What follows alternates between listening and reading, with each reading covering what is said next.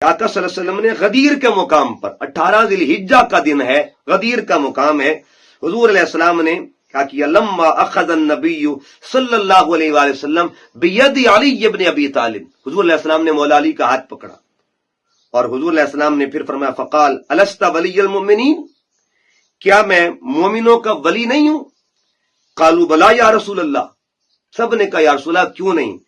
پھر سرکار نے فرمایا من کنت مولا فعلی مولا، جس کا میں مولا ہوں اس کا علی مولا۔ قال عمر بن الخطاب، حضرت عمر ابن خطاب نے کہا بخ بخ لکا یبن ابی طالب، یعنی داد دی مولا علی کو۔ سیدنا فاروق اعظم نے کتنی محبت کا معاملہ تھا، اور فرمایا بخ واہ اے ابو طالب کے بیٹے، اصبحت مولایا و مولا کل مسلم، اے پیارے علی عائشہ تو میرا بھی مولا ہے اور ہر مسلم کا مولا ہے۔